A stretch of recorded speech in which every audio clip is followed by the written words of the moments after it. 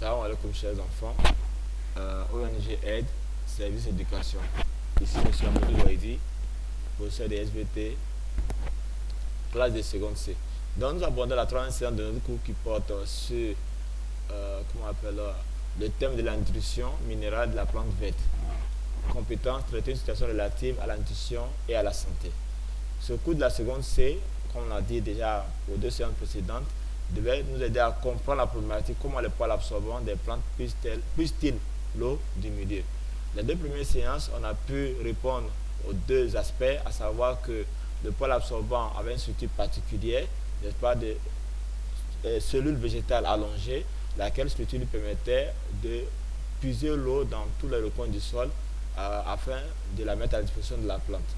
Dans la seconde partie de la séance, nous avons effectivement ressorti l'autre problématique de comment est-ce que, n'est-ce pas, cette eau parvenait à la plante. On a dit que l'eau puisée était grâce à une force. Et cette force qu'on a mise en évidence, c'est ce qu'on appelle la pression osmotique. Et elle apparaissait parce que effectivement la solution était constituée de substances, de solutés, et par la présence de solutés, on obtenait une concentration. Et dès qu'il y a concentration dans une solution, automatiquement, cela permet de développer une force appelée pression osmotique. Et donc cette force-là permettait de ce point de vue au poil absorbant d'aspirer l'eau du sol en direction de la plante, notamment des feuilles. La troisième partie de ce cours que nous voyons actuellement va nous permettre de cerner la dernière problématique, le dernier acte de notre problématique, à savoir que les poils absorbants puissent-ils l'eau en fonction de sa concentration dans le milieu. Donc pour répondre à ce troisième aspect, nous allons dans un premier temps observer, n'est-ce pas, deux documents. Un document qui nous présente une cellule de d'épididyme d'oignon, n'est-ce pas, qui est montée dans de l'eau pure. Et un second temps, nous allons observer un autre document d'épididyme d'oignon qui est monté dans une solution de NaCl à 50 grammes par litre. Et ces deux fragments d'épididyme d'oignon, une fois qu'on les laisse dans ces deux milieux, l'eau pure pour le document 3 et la solution de NaCl pour le document 3b, après on fera un montage pour les observer au microscope. Et les résultats obtenus sont les suivants. Vous avez déjà ici l'état de la cellule d'épididyme d'oignon observé au microscope après son séjour dans l'eau pure. Et dans ce second cas, vous avez le résultat de l'observation au microscope de la cellule d'épididyme d'oignon placée dans la solution de NaCl à 50 grammes par litre. Voilà le résultat qu'on obtient à l'issue de ce séjour. Donc, qu'est-ce que nous retenons avec ces résultats? Donc, on va déjà noter que les deux cellules d'épididyme d'oignon, à l'issue de leur séjour, pour la première cellule dans l'eau pure et pour la seconde cellule dans l'eau salée, comme vous le voyez, les deux cellules ne présentent plus le même état. Leur état aura changé. Et on va dire pour la cellule qui a séjourné dans l'eau pure, le nouvel état que la cellule acquiert fait de cette cellule une cellule tigescente. Et la seconde cellule qui aura séjourné dans la solution de NaCl à 50 grammes par litre, le résultat obtenu après son séjour nous donne cet état suivant qui est dénommé cellule plasmolysée. Pour l'analyse, qu'est-ce qu'on retient? L'expérience porte sur l'état de la cellule d'épididyme d'oignon dans de l'eau pure et de l'eau salée. Elle révèle que dans l'eau pure, la cellule présente une grande vacuole colorée et un cytoplasme réduit, comme vous pouvez le voir sur le schéma. N'est-ce pas? La cellule augmente de volume et les organes cellulaires vont se rabattre sur la membrane squelettique. Par contre, pour la cellule qui a séjourné dans l'eau salée, la cellule présente une vacuole réduite à coloration. La membrane cytoplasmique est décollée de la paroi squelettique à certains endroits et le cytoplasme est plus abondant. Effectivement, comme vous pouvez le voir, pratiquement la cellule, on pourra dire qu'elle est desséchée avec les organes cellulaires qui sont rétrécis, le cytoplasme qui se décolle, le cytoplasme qui décolle, la membrane cytoplasmique se décolle de la membrane squelettique. Et cela donne cet aspect de cellules qui, on va dire, un peu amaigries, si je peux ainsi m'exprimer. Maintenant, comment est-ce qu'on explique cet état de ces deux cellules-là qui ont séjourné pour l'une dans l'eau pure et pour l'autre dans l'eau salée à 50 grammes par litre?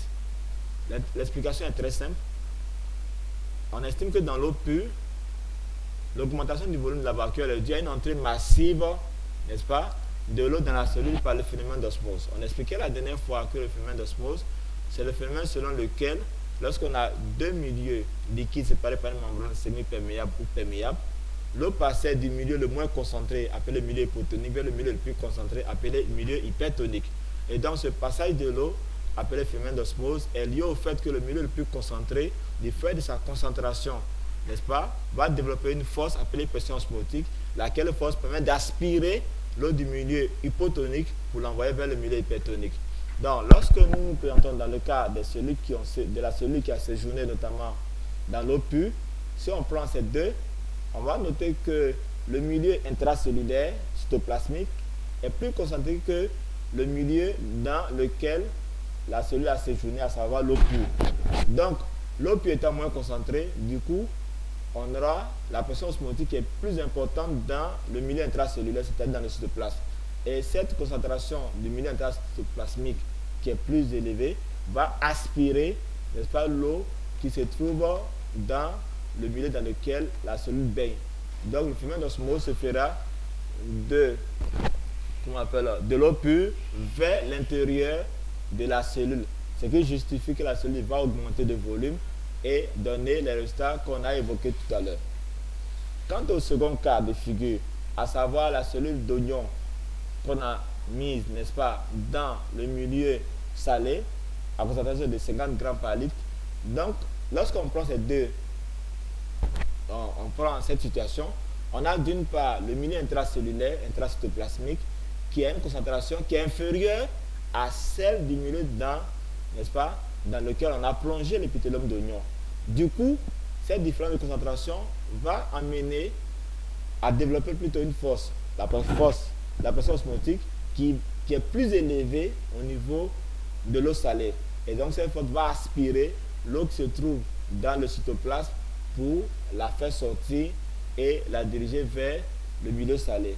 Ce qui fait que la cellule à terme finit par perdre l'eau qu'elle avait en son sein, et ce qui nous donne le résultat qu'on a ici, à savoir que la membrane plasmique se décode de la paroi squelettique avec tout ce qu'on a pu dire précédemment. Et cet état de la cellule obtenue est appelé cellule plasmodisée. Donc on peut déjà aller de ce point de vue que dans l'eau pure, l'augmentation du volume de la vacuole est due à une entrée massive d'eau dans la cellule par le phénomène d'osmose. Donc la cellule acquiert un état appelé la turgescence. Cette augmentation du volume de la vacuole colle le cytoplasme et la membrane plasmique contre la paroi squelettique. La cellule qui subit la turgescence est qualifiée de cellule turgescente, on a déjà évoqué ça tout à l'heure. Tandis que dans la solution de NaCl, le rétrécissement du contenu cellulaire est dû à une sortie massive, on l'a évoqué aussi, de l'eau de la cellule par le phénomène d'osmose, seulement que ça va dans le sens contraire. Dans ce cas, la cellule perd son eau et la cellule finit par se plasmolyser. La cellule qui subit la plasmolyse est appelée cellule plasmolysée ou cellule en plasmolyse. Et donc vous avez ici des exemples précis de cellules turgescentes, n'est-ce pas? Vous voyez à l'intérieur, les cellules sont bien élargies, on va dire bien étendues, avec une belle coloration. Et ça, c'est l'exemple de cellules turgescentes de l'épithélium d'oignon violet vu au microscope, au grossissement de 400. Donc ici, vous avez affaire à une cellule qui est turgescente. Par contre, dans ce second cas, comme vous pouvez le noter, l'aspect a totalement changé. Vous voyez un décollement de la membrane plasmique avec la membrane squelettique, parce qu'effectivement, les cellules ont été plongées dans un milieu à forte concentration. Et dans ce point de vue, les cellules ont fini par se plasmodiser pour donner ce qu'on a comme ici. Donc, il y a une différence nette entre ici, qui est l'état d'une cellule turgescente, n'est-ce pas, et ici, l'état d'une cellule qui est plasmodisée. Dans le premier cas ici, la cellule a été plongée, les cellules ont été plongées plutôt dans un milieu hypotonique comme l'eau pure, et ici, les cellules ont été plongées dans un milieu hypertonique comme une solution de NaCl à 50 grammes par litre. Ainsi, ces schémas nous donnent une idée précise des conditions dans lesquelles les cellules évoluent. Et lorsqu'on applique aux cellules, au poil absorbant, n'est-ce pas, qui se trouve dans le milieu du sol, on va dire dans le sol, donc c'est la même condition qui se présente, et du coup, selon les conditions, selon la concentration du milieu, tantôt la cellule, les poils absorbants peuvent être soit plasmolysés, soit en état de turgescence. La plasmolyse et la turgescence sont des phénomènes ou des états que l'on trouve aussi au niveau des pôles absorbants, comme je l'ai dit. Donc, on retient en définitive que les pôles absorbants puisent effectivement l'eau en fonction de sa concentration dans le milieu. Ce que l'on va comprendre surtout, c'est que ces cellules, selon les conditions du milieu, auront différents comportements. Si le milieu dans lequel la cellule est plongée est moins concentré que le milieu intérieur de la cellule, évidemment la cellule va absorber de l'eau, elle devient turgescente. Par contre, si le milieu dans lequel la cellule est plongée est plus concentré que le milieu intracellulaire de la cellule, évidemment la cellule finit par perdre de l'eau et la cellule se plasmolyse. Il faut dire que dans ces deux cas de figure, c'est tout le même phénomène d'osmose, seulement que le sens de mouvement de l'eau se fera différemment selon que le milieu extracellulaire est hypertonique ou hypotonique. En conclusion générale, on retient que les pôles absorbants puisent l'eau grâce à leur structure adaptée à la pression osmotique et à la concentration du milieu dans le milieu de l'eau disponible. Encore une fois, merci à vous, chers élèves. Que Dieu nous aide et salam alaikum wa rahmatullah.